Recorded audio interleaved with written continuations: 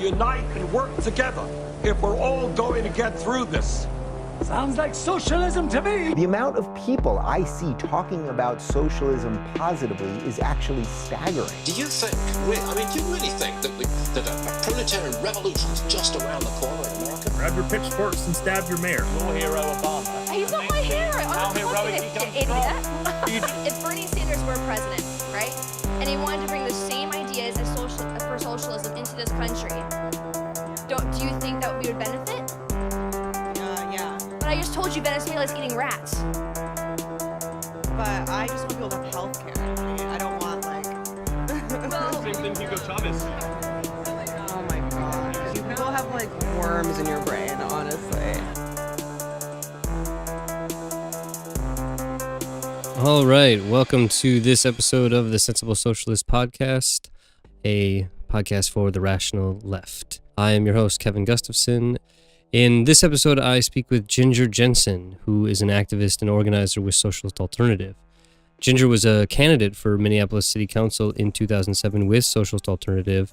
It was the executive director of 15 Now and had done some work in the Minneapolis area, including Occupy Homes, which I actually, being from the Minneapolis area, had originally first were in the same orbit, I guess, as Ginger doing work with Occupy Homes.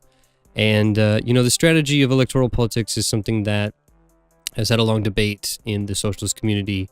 And there's a lot of different sides to it, a lot of different ways of looking at the role of electoral politics. And I think Socialist Alternative, both having Shamus Awant and Ginger Jentzen and other campaigns, have really shown the potential possibilities, but also some of the difficulties with the strategy of electoral politics. So without further ado, here's my conversation with Ginger Jentzen. All right, so I am here with Ginger Jentzen. Ginger, thank you for being on the Sensible Socialist Podcast. Awesome. Thanks for having me, Kevin. Yeah, absolutely. So I think it's always been an easy way to sort of start with everybody to kind of just get a little bit of a background by way of asking kind of how you got into the socialist game. Everybody's got an interesting story, so I wonder, how did you become a socialist? Sure. No, I think that's a great way to start. Yeah. I think like a lot of people around my age, I'm in my early 30s, really many of us were either politicized, I think, around the kind of anti-war movement and George W. Bush, or around the Occupy movement, really. And I graduated college in 2007, so right at the beginning of the economic crisis. And, I think it was seeing family, friends, coworkers, people really struggling in the foreclosure crisis, and seeing the banks get bailed out in the subsequent years. And at the time, really, I graduated in a job market that wasn't that great. And I had worked already most of my life to try and keep my student debt to a minimum. But really, I think it was the climate of continuing to work in the service industry as I had, and also working with people with developmental disabilities. The latter job really being one where I was working with case managers who had 70 plus person caseloads. I was working, with coworkers who had multiple jobs to try and make ends meet. We were always kind of trying to request for more training. In a way, it was the type of job where you could get paid a little bit more than minimum wage and maybe have a sort of meager healthcare package. But for most people, it really wasn't enough to fully make ends meet. And it was hard to get full-time hours. And the years, really, it was 2011. I think it was watching the Arab Spring happen from that TV at the group home with the guys that I was working with, when they wanted to watch the news or whatever, and watching Wisconsin happen and Scott Walker's attacks on labor there. Really, the first protest I ever went to was in solidarity with my friend whose dad worked on was part of the union and worked for the railroads up in Two Harbors. And she wanted me to come out to the solidarity demonstration at the Capitol in Minnesota, with the teachers and public sector workers who were protesting and maintaining that occupation at the Capitol in Wisconsin. All of this was kind of happening, around the same time. It was a relatively short period of time for me, really not as someone who'd really been politically active prior to this. But I think it's a real testament to how events can really change consciousness in individuals and can make us sort of feel that need to get activated. We see it in people all the time as socialist organizers, as activists. And for me, it was really, I think, those years between 2008 and 2011 that made me look at, actually, really, it was, made me look at how the world operates, right? And like what is happening in the world, who sort of has, who does not. And I mean, I know that's in really super simple terms, but it was actually at the group home. Some of my supervisors had requested that I help play a role in getting my coworkers out to a lobbying day at the Capitol, right? So they were talking about cuts to the Department of Health and Human Services budget. I can't remember exactly which year this was. I think it would have been 2010. So a bunch of us get out there, we go to the lobby day, we're saying no cuts. And while we're there, I realized that we're lobbying a state house, state Senate and governor that are all Democrat. They're majority Democrat in the state house and Senate. Right. And then we had a Democratic governor at the time. And what I was told was pragmatic was that the Republicans had, proposed some, ridiculous amount in cuts, something like 80% of the budget. And that the Democrats came back and proposed something like 55, 60% of the DHS budget. And they were talking about, the whole reaching across the aisle and being bipartisan and all this kind of stuff. And I was like, are you joking? Like you have the majority House, Senate, and governor right now. Like you have what everyone tells you all the time is all the power in the political landscape to be able to actually stand up and say, no, we're not going to make cuts to the most vulnerable people in society or to some of the most vulnerable populations in society. You're talking about people not having, the waivers that they need to be able to get the services that they need, or to have the staffing ratios that they need, or to have, case managers be able to make a decent living, let alone not have 70+ person caseloads. Like that to me was super illuminating in terms of actually looking toward independent politics and outside of like the fact that I'd voted Democrat since I was 18 and really, faced with these types of tough situations, they don't really stand up for people. They don't fight. They certainly don't say, the logic of this situation is completely untenable and I'm going to stand up for working people and I'm going to stand up and actually like wage a battle. And we saw that in Wisconsin in 2011, right? Like a lot of the union leadership ended up pointing to a really lackluster, let's vote for a Democrat campaign in the recall against Scott Walker. And that ended up failing. So like, I think, becoming a socialist for me was actually part of seeing a legacy and a history of organizing and activism that was very much predicated on waging a real battle against the forces in society that say that ordinary people shouldn't be able to feel equality, shouldn't be able to like run our day-to-day lives in a democratic fashion, and shouldn't be able to like have control over what our communities look like. And to me, that is the exact opposite of the world that I want to live in. And so part of this fight is fighting to make sure that we do have those rights and that we can democratically decide what our world looks like. And that it's not just about, politicians who are tied in every possible way to corporate interests and to the money that is fundamentally, and the power structures that are fundamentally about keeping us in situations where we're constantly struggling to get by. I aim to upend that. And I aim to do that, by seeing all, power in working class people to be able to change this society and change this situation.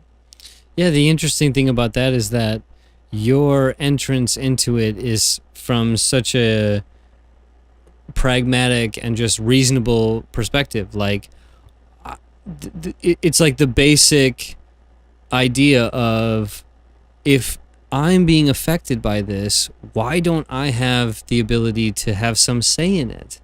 It's such a, it's always amazed me, the idea that socialist ideas have always seemed lofty. There's always these sort of, it looks good on paper, but it won't work in practice. Sure. But the entrance into the kind of like ultimately socialist politics that a lot of people get into, which I think you might be somewhat representative of, is just wanting to have it's just a pragmatic understanding of, if that very democratic principle that I think that, we kind of learn even in our civics classes that we ultimately have to learn that aren't actually in practice, which is the idea that each person gets a vote, or the people that are affected by some decision making should ultimately have a say in who's making those decisions.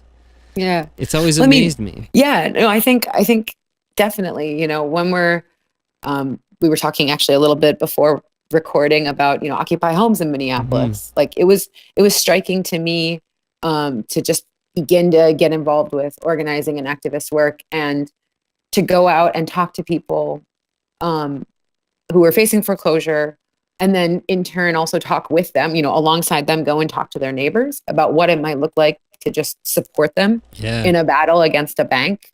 And what I saw repeatedly were people who wanted to really prove to their friends and neighbors that like the bank had done something wrong or illegal. But so much of the time through the foreclosure crisis, for all intents and purposes, there were fraudulent mortgages that were given out to people that were in many respects actually entirely legal, right? So like they might be fraudulent based on one set of principles, but then like in the context of actually being able to write a mortgage to someone, or like, the many, many ways in which society and the banks and the ideological structures around capitalism that protect it and the politicians were all trying to just find the few examples that they could to like hoist up the fact that, the fraudulent nature of the foreclosure crisis was either being solved or, there were only a few people that were, horribly affected by it. And then everyone else was left to kind of feel that for some reason they'd done something wrong, or they should have read the fine print, or all of these different things. That individualization of, either believing that like you're not educated enough, or it's more about financial literacy, or it's about, all these different ways to make people more comfortable with how messed up the system really is, and how it is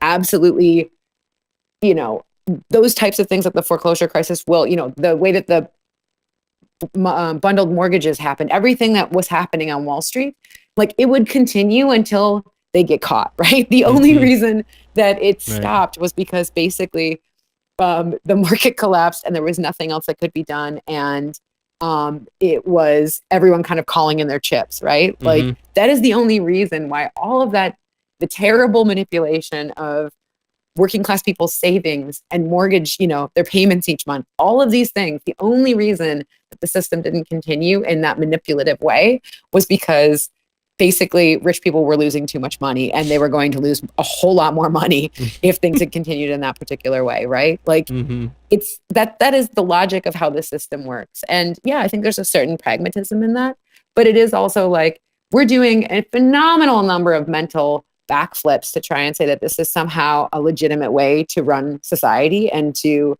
in the United States have millions upon millions upon millions of people basically, again, struggling to get by, not having their needs met. Like, it's phenomenal to me that we live in a country with as much wealth as we have, and yet there are crises like Flint where people still don't have, clean running water.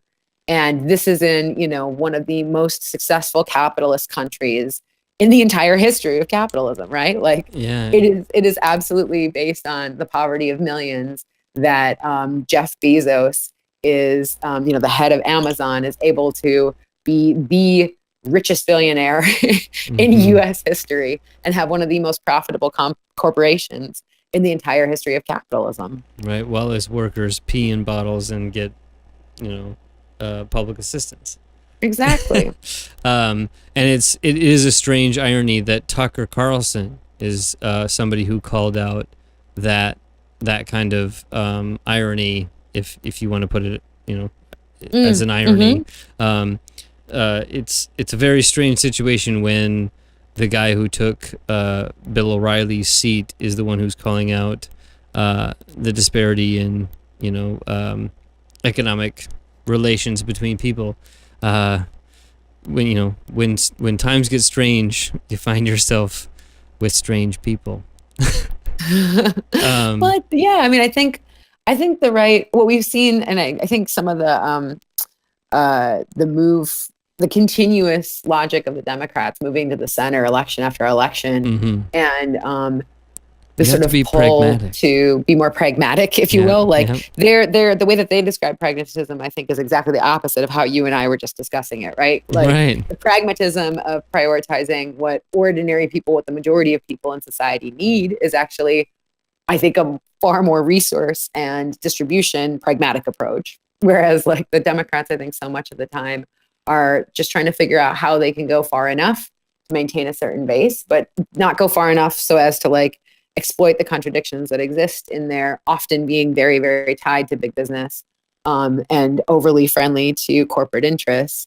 And so like to that end, yeah, like the fact that they don't fight, I think gives space for people like Tucker Carlson and the right generally to try and fill that vacuum more, either ideologically and suddenly like whipping up enthusiasm for, I think ordinary people seeing that things are not great the way that they are at this moment. And, I think polarizing on the Democrats, even a state like Minnesota, that has gone Democrat in the presidential election for many years now, it was very close actually between Trump and Hillary Clinton this year. Yeah. Which again, like I think the space for Trump was actually created in part because of a lot of the failures and the lack of an ability to deliver on a lot of these kind of social democratic promises from the Democratic Party over the last period.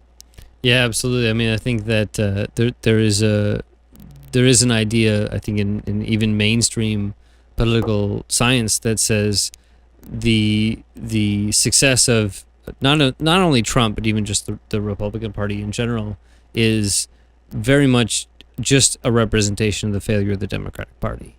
I mean, it's just not able to provide.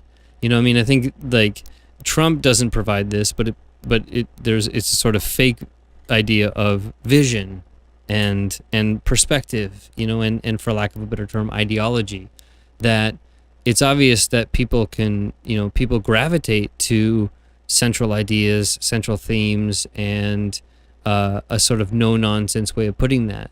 But that the question of what version of that idea, whether it's Trump's or for an easy way to say it, Bernie's ideas, it's obvious that those ideas capture a huge amount of the way that people are feeling. And the question is, how are you going to communicate to those people, and what are you going to communicate to them in terms of the sort of package that you're going to present or deliver, which I think in some ways segues nicely into you were a candidate for political office in the United States. And, socialists have had, I remember being 15 and getting into the socialist game and going, have socialists ever been elected? Because, as an American, elections are the way that you determine who's popular, right? So, like, it's okay, where have people been elected? And, like, you find strange things like, you have a farmer labor party in Minnesota, and you have, the largest concentration of socialist or communist elected officials being in Oklahoma. And then you find out, when you're 15 in 2006, that Bernie Sanders considers himself a socialist, and he's a member of fucking Congress. So I think, when I remember being 15 and going, God, what, it'd be amazing if Bernie could run. And so, at the same time, there's a huge current through the left that says, this is sort of bourgeois politics, and you're only going to get co-opted by the sort of prevailing system, and you're just going to be a cog in the giant machine. And so I wonder, my kind of first question would be, what was it that convinced you that it was a sort of worth running for political office? And then I guess as a B question, that it was time for you to run for political office. Yeah, no, I mean, I think that that's a really, you're right. This was a good segue. And I think sort of good questions to ask. And I guess the first thing I would really say is, yes, I mean, those are good questions to ask, in part because so frequently, actually, elections are, maybe especially in the US, very individualized. They're seen very much as personalities that are running, within the world. And I think the past period of actually the national elections with Bernie and Hillary and, the Trump and everything that happened with 2016, I think actually brought to the forefront a bit more the political nature of the electoral processes. And in many ways, elections are the most politicized moment for most people in the United States, right?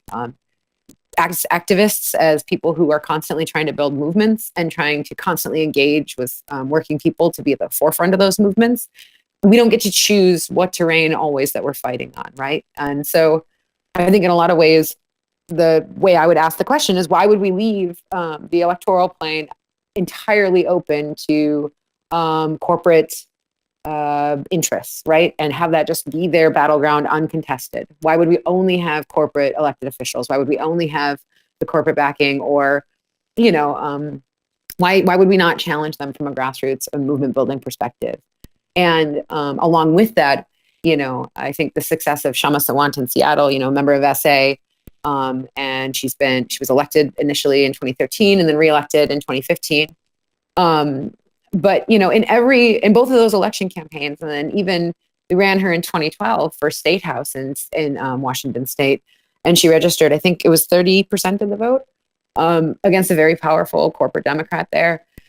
In all those cases, as in the case of our election campaign when we ran me in Minneapolis just this last fall, we are as much, I think, trying to build up the basis of social movements and keeping these election campaigns as much rooted in these struggles, and really trying to amplify and being a megaphone for the movements that are both happening on the ground and those that we aim to amplify through the courses of the election campaign, and also just to be clear about how we're going to fight when we take a seat as elected officials, right? I think two main things a part of that, that I think SA is very clear about, but also we're seeing more of the DSA candidates. I think it's Julia Salazar is also committed to not take any corporate money. I know Alexandria Ocasio-Cortez talked a lot about not taking corporate money in her primary bid, but emphasizing that we would take only donations.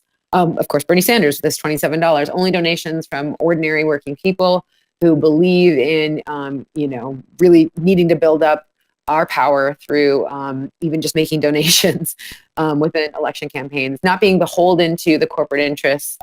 In Minneapolis, especially, we talked a lot about in my election campaign, the interests that we're trying to fight against the $15 minimum wage, which our movement was successful at raising in June, which was, so it's been only about a year now that Minneapolis is on its way to 15. And that was through concerted effort, local strike actions, through building a movement around trying to organize with our working people and communities in schools and our workplaces around the idea of 15. I think elections, and especially those that are building independent politics, they need to have that same type of expression, right? It's not about just sending someone into the halls of power and all the pressures that then come to bear on individuals. It is about constantly being able to be in dialogue and, constant communication with an organized base of support around how to make decisions in that, the halls of power, but then also, for us, Socialist Alternative, as, an organization, a socialist organization, a revolutionary socialist organization that is constantly trying to, we have representatives who are in elected leaders in their unions. We have student activists. We have people who have been involved with Black Lives Matter and have been, leaders in different fights in their schools and in their workplaces. Like all of this, we are constantly discussing within our own organization about, what type of campaigns to be involved in and how to really run our election campaigns and I think hone our ability to be effective in all of these avenues of struggle, right? Which is part of why too, we would also, when elected, Kshama takes the average wage of a worker in the district that she represents, as I would have were I to have been elected in Minneapolis. Now, since the election campaign in Minneapolis, that's one way, to show that we can be accountable, but then also since the election campaign, which we came very close, but did not actually win in Minneapolis, We have been organizing with some of our supporters from the election campaign and people all across the city to continue to build on the program that we ran on in 2017, right? So we're talking about rent control. We're talking about taxing big developers and the super rich to build the affordable housing we need. We're talking about how to deal with, not just further burdening ordinary working class people in the city by raising taxes, but actually, find and build, the types of housing that isn't just the luxury development that is most profitable to the big developers in the city, but actually try to leverage the power of communities to either repair public housing or get the necessary repairs that we need, and further, I think, build power on the side of renters and tenants in our city and working in middle class homeowners, as opposed to, the big developers who right now have a lot of influence in the back rooms of City Hall. I'm talking with people daily about how we can build an independent program for housing in the city of Minneapolis. And that's without even having that seat in City Hall, right? It would certainly be better to be organizing on the fighting program that we ran on, were I to have won the seat. Either way, I think this is a testament to how Socialist Alternative, I think, deals with elections, right? Like, we try to raise a fighting program. We do everything that we can, I think, to, test out these ideas with people in the working class in our given area, and then really try to, see how far we can carry things forward alongside. Like, is there a real mood to fight right now? And I think across the country, we're seeing with the teacher strikes, with, to a certain degree, the response to the detention centers and immigration right now. The fact that people are really ready to be active and see protest as a way to, build up these struggles and really take action, I think is a key shift in consciousness in the United States, and actually shows a lot of space and openness, not just for socialist ideas, but for a real debate about what type of strategy can assert power for working class people in a situation where we felt really pushed back, and labor's been super pushed back. And even despite Janice, had these illegal strike actions, I think all of this does relate to electoral politics, because we'll see people feel the need to be more activated, and it not just being about a single vote on a single day, but actually trying to build the type of politics. And I think we might even see the types of representatives that are far more connected with social movements. And right now, some of that energy is going through the Democratic Party. But ultimately, I think this needs to be connected to, and I think probably some of the people who are right now testing out the Democratic Party could be won over to a strategy to really build a new independent party for working class people that could, would be involving socialists, would be involving, some of the left of the labor movement, potentially nurses, bus drivers, communication workers, those who have been teachers, those who have been at the forefront of struggle in the U.S. most recently. I think we could be surprised, if we start to build something, or at least put down a marker for what would it look like to have a party to the left of the Democrats that would really fight and potentially run candidates who don't take any corporate money and actually take the average wage of a worker, and run on a fundamental program that prioritizes what working class people need. I think that that's the type of project that we might see in the near future in the U.S. Yeah, and I mean, I could not be more in support of the idea of, in general, a political party that had that as its sort of perspective. And I think the thing that it sort of made me smile while you were talking, which is that, I went to school for political science, and I learned about all the kind of, large theory and all the kinds of things, and the, when you're talking about American politics, the point of an American political party is to run people for office and to win electoral positions, period. That's it. That's the point. It's not to further the platform of the party necessarily. Like, there may be a platform of the party, but the platform of the party is only so that anybody who runs under the party is going to at least in some way abide by the general principles of the platform. But when I hear you talk about the sort of role and position of a political campaign from the sort of socialist perspective, or at least the perspective of Socialist Alternative, is to say, look, this is a merely connective thread. Because I had a lot of sort of questions or way like ideas of trying to like probe just even how it sort of felt, because it's you said it, but I think it's important to say that Socialist Alternative has a win with Shama Sawant, but it doesn't. It didn't win with you, and that's not a critique. It's the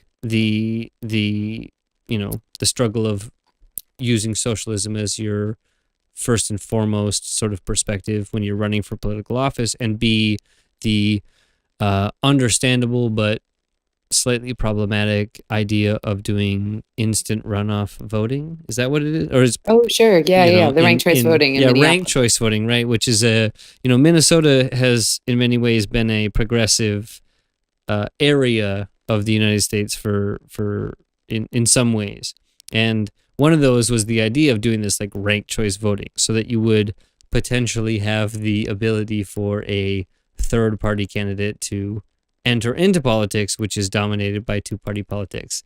And I think the interesting thing, not necessarily from a purely socialist perspective, but even a political scientific perspective, is to look at how the notion that ranked party voting would allow a third party candidate to get into office easier was actually a way for you to be prevented from getting office when, if there had been a traditional vote in Minneapolis, you would have won.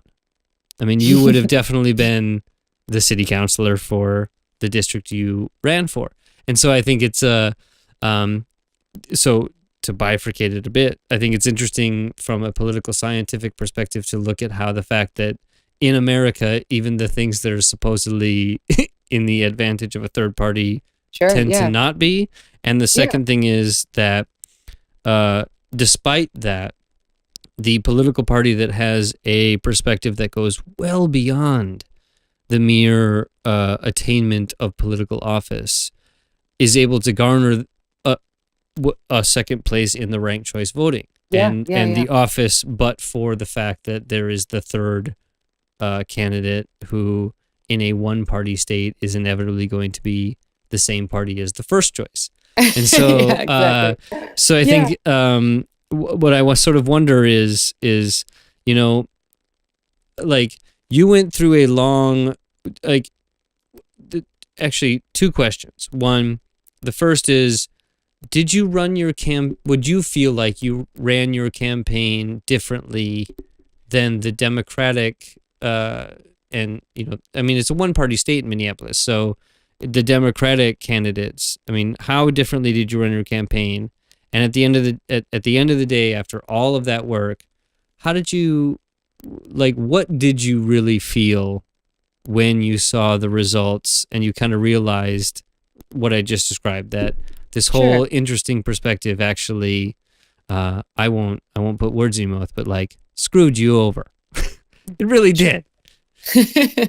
Well, yeah, I think that's a great set of questions. I think it's important to start by saying, again, within an analysis that is constantly trying to take into account the balance of forces, and in a sense, I forget if it was Lenin or Trotsky, but someone said, we want to have foresight over astonishment. We try and develop perspectives to have foresight over astonishment, right? So we're constantly, I think, assessing, the power dynamics in any given situation and the different forces that are at play.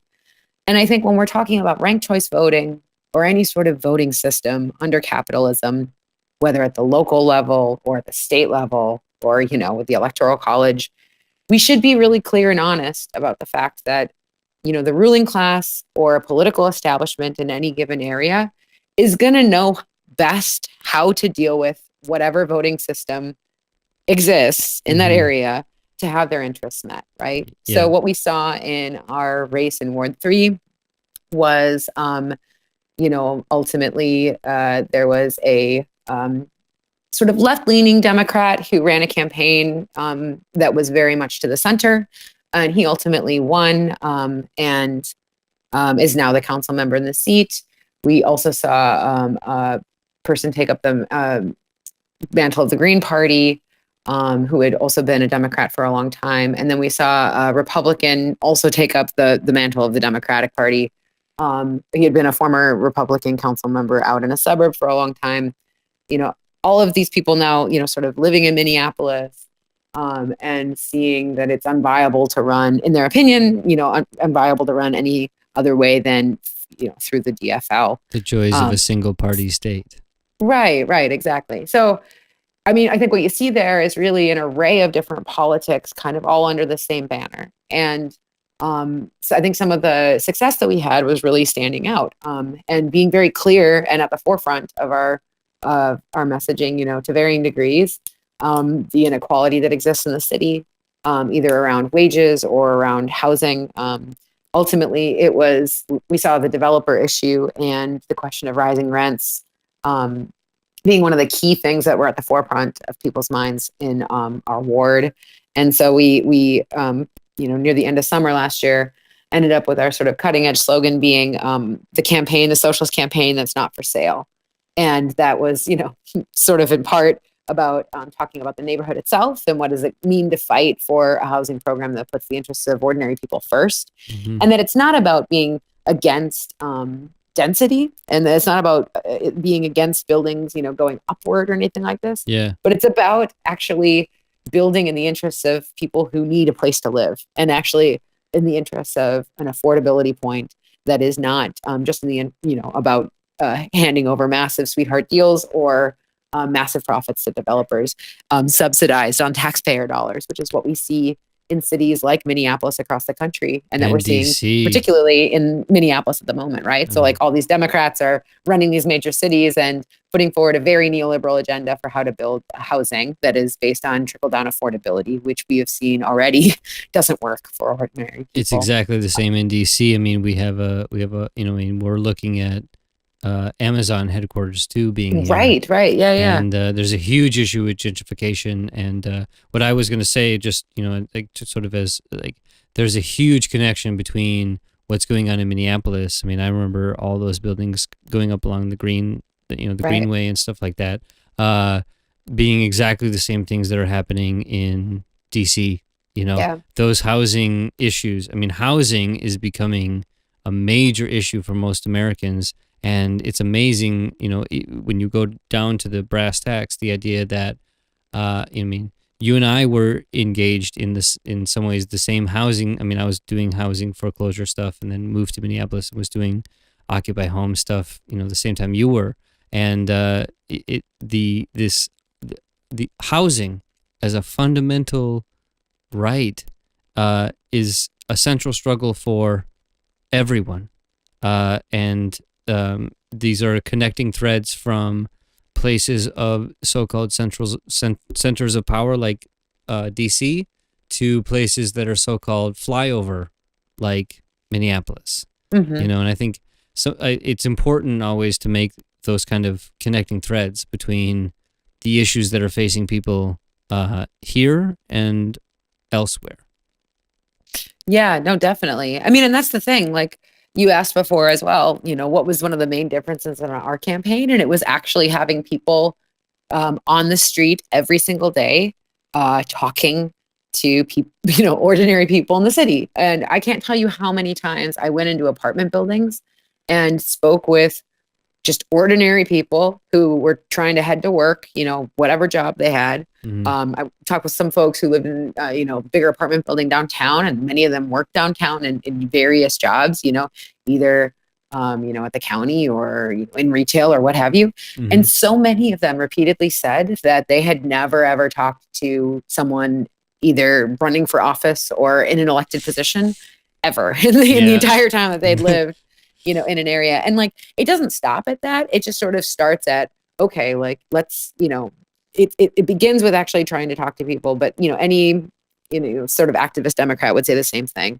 The point in my mind though was, what's the program that you're putting on offer? Because we hear again and again, and I know that like, we don't have to get into some of the specifics around rent control because we only have so much time tonight, but like the idea that there needs to be some regulation for how quickly your rent can go up and what that money is actually used for, I think is actually a key question. And so many people actually do support that idea that should be regulated in some way to avoid the economic evictions that result from exorbitant rent increases and the housing crises that we end up seeing in cities like Seattle, or like you just described, for the things that are happening in cities like DC and Minneapolis, in places, it's really just a question of how advanced are some of these crises, right? Like, is it just beginning? Is it in a middle phase where some people, can still kind of hang on, or are we facing, massive tent encampments like what you see along the West Coast and like in Seattle, where the city council will spend $10 million a month on sweeps of these tent encampments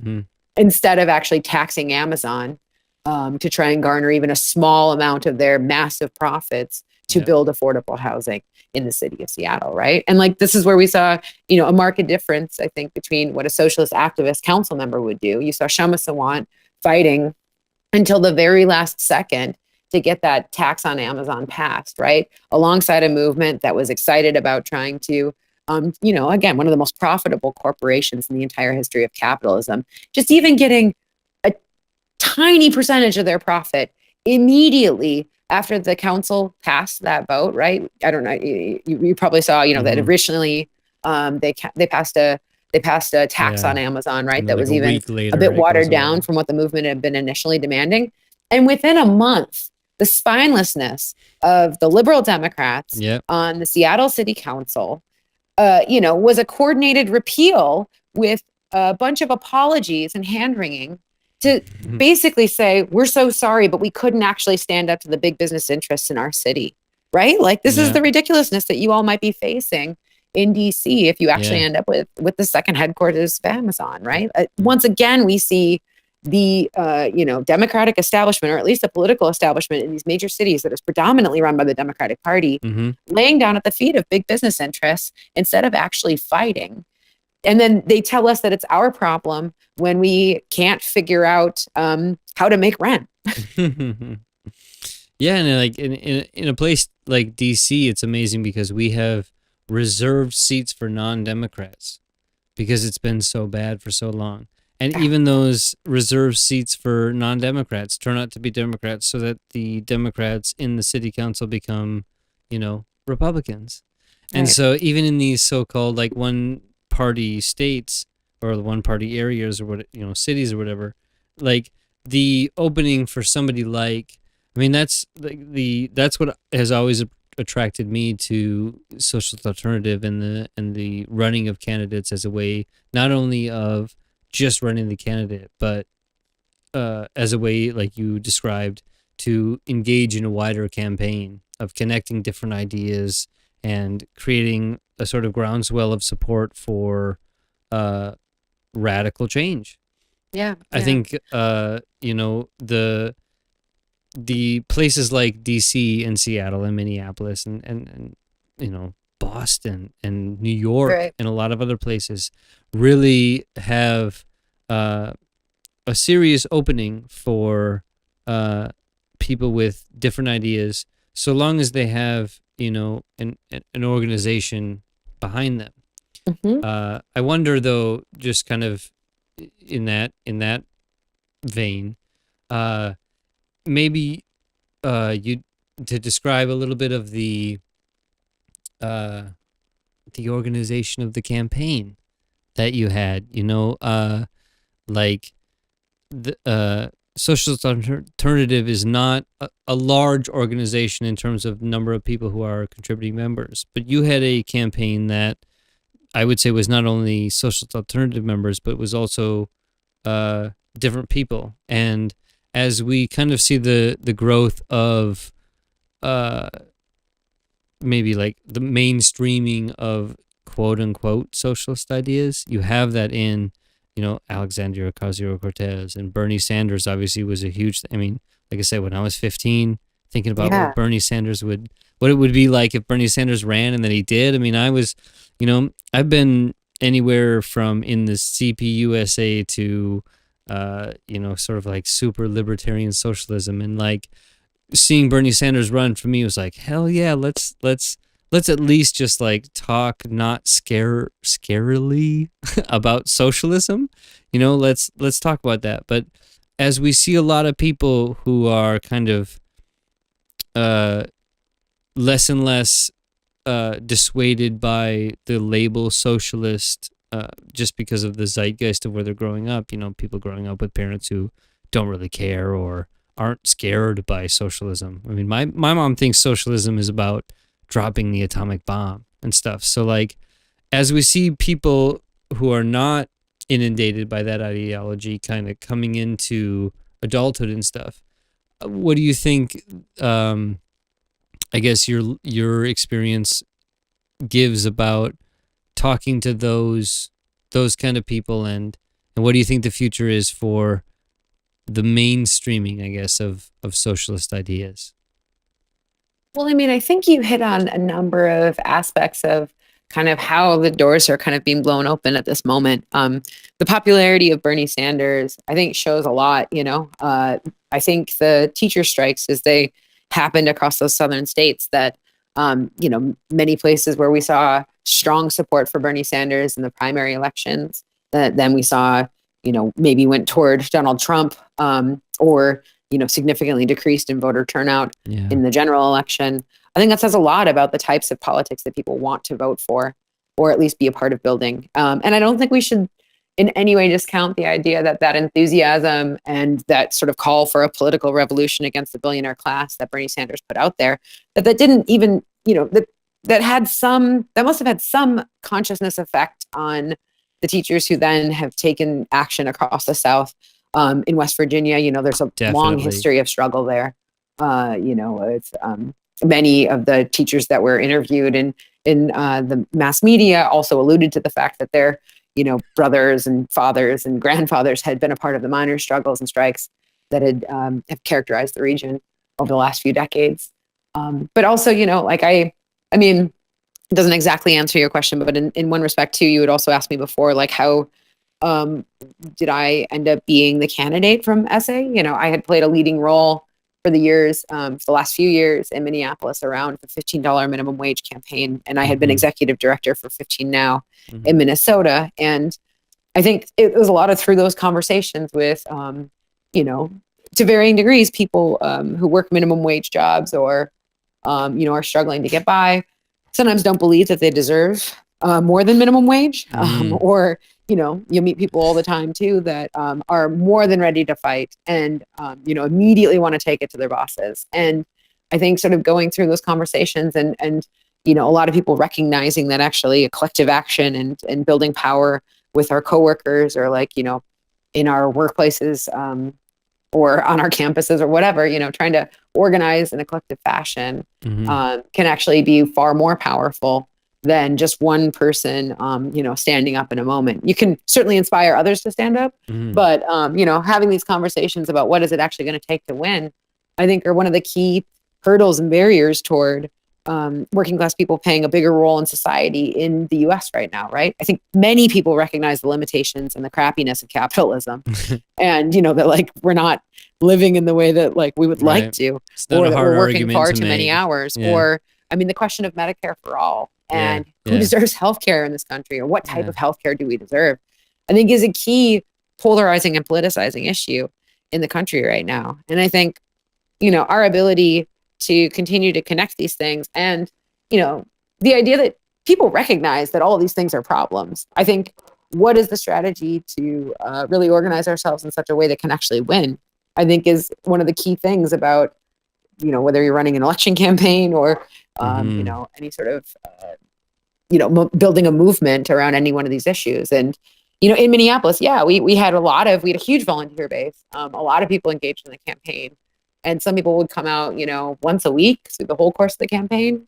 Some people came out once or twice, but we had ultimately, over 200 volunteers through the course of the campaign, which was really phenomenal. And we raised the most money of any city council candidate ever in the city of Minneapolis. We ended up raising over $160,000. And those were off of, small donations from people. Yeah, no corporate campaigns, nothing?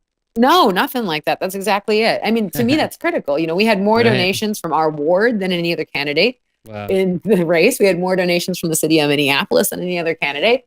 And there were people who were inspired by Bernie Sanders' campaign and that were inspired by the work that we'd done with 15, who just found the campaign from across the country and gave us donations as well. But we raised more money at every level than any other candidate in the race. And I think it shows too, like what we're up against when you're raising these types of politics in any venue, right? Like, as I said before, the political establishment knows what they want out of any given situation, right? And what they did in Minneapolis was, it was actually in our mainstream newspaper, the Star Tribune, there was a leaked email that showed that the Chamber of Commerce and some of the most profitable big developers in the city were all colluding together to try and raise money into a PAC, basically using Socialist Alternative and my election campaign to say that, they had to put as much money into the race as possible, right? So flood the race with attack mailers against my campaign. I saw those mailers.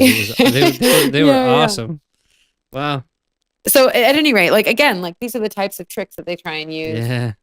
And they were really scared. They were really scared at the possibility of us getting elected. And ultimately, we're talking about the difference of less than 100 votes within the context of ranked choice voting. So it was a very, very close election campaign. And I think we should certainly look at like where do things land in the future and what possibilities continue to exist around, running independent socialists on a fighting program for elected office, based on, the building of social movements and trying to, plow forward with a real program that can bring people into the streets and really fight in our own interests, in the future in Minneapolis and in major cities across the country, I think, as well. Absolutely. So one thing that I think is a natural question from what you just said was, Minneapolis has you weren't the first candidate for office in Minneapolis. Ty Moore did run, and then you ran. So there sort of, I guess in my mind, there's two questions that come together. One, a very direct question: A, are you going to run again? And B, what would you say for not necessarily the prospect for Socialist Alternative candidates, because I know that Socialist Alternative has a particular and direct perspective on campaigns and who should run and all that kind of stuff. But would you be in support of socialist candidates for office? In DC there is actually a seats open for non-democratic candidates. And to me, obviously that is intended to mean Republicans, but it's usually just meant like Democrats who just run as independents. But you could take advantage of that in a place like DC and run socialists. So I'm wondering if you see the momentum in a way that corresponds to your running again, because there has been a groundswell in Minneapolis, and also the prospect of other candidates running as even open socialists in other places. Not necessarily as socialist alternative candidates, but even just DSA candidates or people who are not shameful of the idea of a socialist label. Yeah. No, I mean, I think, as many have sort of described, in the left across the country, Socialist Alternative runs its election campaigns, also trying to point, significantly outside the Democratic Party and toward building and sending a real marker down for what would it look like to build an independent alternative. And the DSA, I think, is having a lot of really healthy debate about whether or not to continue to use the Democratic Party's ballot line. And, some argue that you basically can do whatever you want once you maybe win in the primary or what have you. And I think many are pointing to Alexandria Ocasio-Cortez as a good example of this. I mean, but I think in any case, when we're looking at what types of candidates are out there, I think it's really important to look at what is, this is similar to what we've been discussing already. What's the program that they're running on? And where do they sort of point to their power? And how do they plan to achieve the program that they're running on? Yeah. And I think so much of the time that can be a sort of those can be the key things to actually debate with supporters or, with ordinary people on the doorstep. And really, like, do they accept corporate money? And in what ways do they plan to remain accountable to either the activist base or the people that they're representing, or both?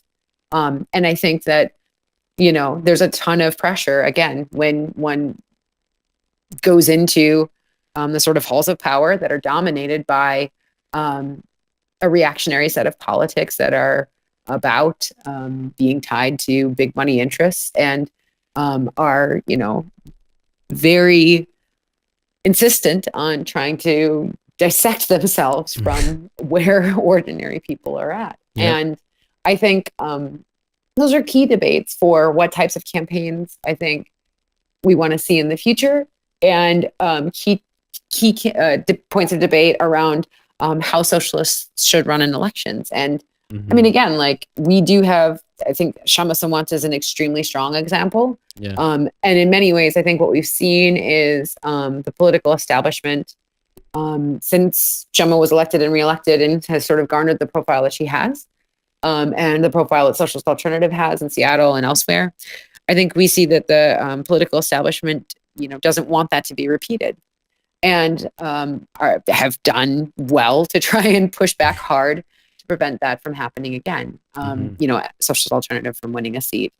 I think also, again, if we aim to really build, a strong sense of what socialist and independent politics can look like in the country, and not just let the right define it, it's actually extremely important that we be very clear and hold that banner high. And whether we win or not, connect that as much as possible to building up the movements and being on the front of, at the forefront of the struggles that ordinary people are waging in labor, in schools, against racism, against sexism, of capitalism. And I think, the question of whether or not Social Alternative would run another election campaign in Minneapolis, or whether or not I would be the candidate, I think a lot of that is sort of remains to be seen on like what happens in our city. And I think absolutely, again, like, we're not going to like leave doing work on the electoral plane. In no way, I think, do we want to just like stop having that debate either with the rest of the left or with socialists across the country. But also, I think we want to set forward that example that, like, again, if there is a break with the Democratic Party, and if, the left of the Democratic Party right now that is trying to wage a battle and trying to, grab these resources in the interest of building, a left progressive program that fights for Medicare for all and ultimately can win it, or that wants a $15 federal minimum wage or free college education, that ultimately I think we have to build an independent party for working class people to achieve those things, or to really battle the Democrats and Republicans, in that terrain. And again, like, I think what we're seeing with the Democrats not fully standing up to what's become a louder dog whistle of Trump and the Republicans, basically saying that the right wing that Trump has emboldened, and the neo-fascist right that he's emboldened, and at the same time the establishment Republicans that are constantly reliant upon cuts to everything that people need, Medicare and everything.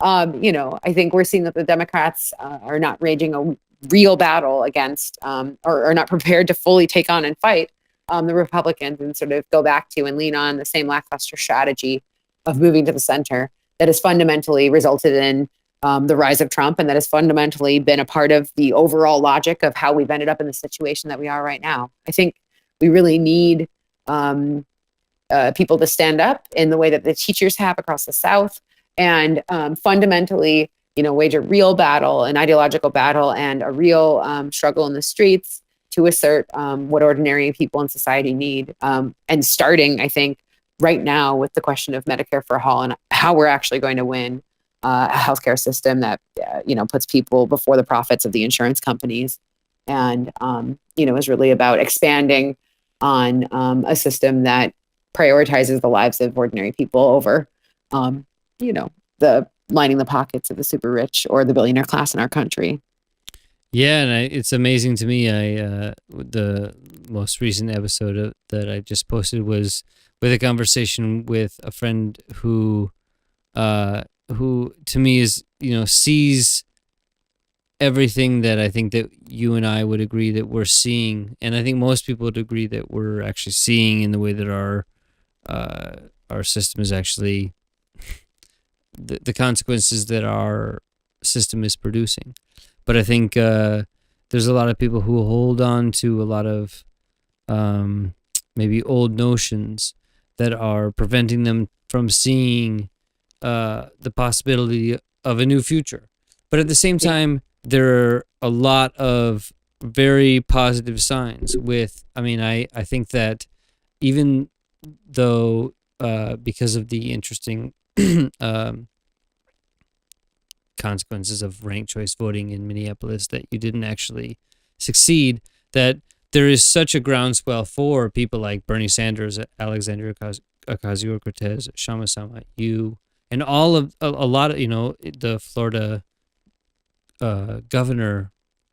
There's so many examples of a shift that so long as we are able to take, I think, advantage of that larger shift in our society, we will be able to sort of build upon everything that people like you and Shama and other outwardly socialist candidates have really built. I really think that your campaign, by being outwardly socialist, has really done a lot to move the goalpost so that anybody who's younger. I've given a lecture in a class in Owatonna, Minnesota, for the last 15 years. And I've been able to see the sort of change in at least high school students. And there's been a sea change in opinion upon at least understandings of class dynamics and an appreciation for just like socialist ideas. So most of the kids, when I asked them last time, do you think that you're middle class or working class? Most of the kids raised their hands working class, not middle class, which is what it was when I was a student, 12 or so years ago. And so there has definitely been a change that I think that you, particularly in Minnesota, have definitely opened up for a conversation that is desperately needed, and is also something that you can connect to a larger history in Minnesota with the democratic farmer labor thing and the socialist influence of miners in northern Minnesota and all sorts of things. So that leads me to the question of, I'm from Minnesota but I live in DC now. And frankly, I hear a lot of people, for lack of a better term, talking shit about Minnesota and Wisconsin and sort of so-called flyover states. And I think what I just sort of wanted to hear from you as a person who lives in Minneapolis, which is a so-called flyover place, a sort of plug for the place that you live, and especially because you ran as a candidate in an open socialist, the politics of where you're from, to give people who aren't from there a sort of perspective. Sure. Well, I guess to start with, once again, we've said it a few times throughout this, but I think we're talking about the Democratic Party being the political establishment in major cities across the entire country, right? And I think to see Seattle be the first major city to pass a $15 minimum wage with a Socialist Alternative candidate elected there, and Minneapolis be, within a few years, the first major city in the Midwest to pass 15, with strong social alternative branches here. And I think, again, there's a certain element of if it just sort of looks like the same is being delivered again and again and again from the Democratic Party establishment in major cities across the country. And again, what we've alluded to is some of the housing crises that exist. We're seeing there more of a move to have major corporations or wealthier people, retire in more urban areas. And fundamentally, part of that process is pushing ordinary working people out of the cities that they have lived in for the last several decades. I think that's actually a really ripe terrain for being able to talk about the wealth inequality that people experience every single day. And again, what strategies we might be able to use to try and defy them, And again, like Minnesota has a very long history of organizing, and the 1934 Teamster strikes were led by Trotskyist socialists and, James Cannon and others playing a key role within those struggles. And people still think of that in a, historical sense in Minneapolis today. But I think also what we're seeing on the ground with the type of organizing happening just across the U.S., generally speaking right now, and the willingness, I think, to, take to the streets in some form of struggle is maybe a burgeoning and very exciting both labor movement, the beginning to a women's movement, I think, and a readiness to defy the sexism and racism of the capitalist system in, I think, a stronger sense than what we've seen in decades. So, Minneapolis, I think, is sort of hotbed for activism at this moment, not unlike many other cities, I think, across the country. The student, struggles against gun violence have done more to address the question of what does it mean to have gun control in the United States than the Democrats have done in the last several decades. So I think we're looking at, a real opportunity for movement building. And a lot of that is starting, I think, in the middle of the country. Absolutely. So, yeah, big ups to Minnesota. Yeah. All right. Well, I like in some ways I wanted to end it there because I great. Wanted to place a footnote on that. But I really appreciate you giving your perspective and kind of delving into the different kinds of things that I wanted to talk about. Where can people find what you're doing on either social media, or where would you want to direct people to find more information if you had the chance? Absolutely. I mean, people should always check out our website at socialistalternative.org. And that has, articles on, and it's written by working class people across the country, who are involved in this type of activism and, are really fighting to defeat the, climate crisis, the racism and sexism of capitalism and trying to build the socialist movement. So socialistalternative.org. You can find us, the local, on Twitter at socialistmn. And of course, I'm at Ginger Jentzen on Twitter as well. And follow us, I think, to see what we're doing, not just in Minnesota, but also nationally, and, how we're participating in different movements and campaigns across the country. Absolutely. Thank you so much. And I second everything that you just said. Check out all those websites. They'll be in the links below. Thanks, Ginger. I really appreciate it. Yeah, thanks so much. It was a pleasure to talk about everything. All right, let's do it again. Yes. Have a great night. Thank you. Take it easy.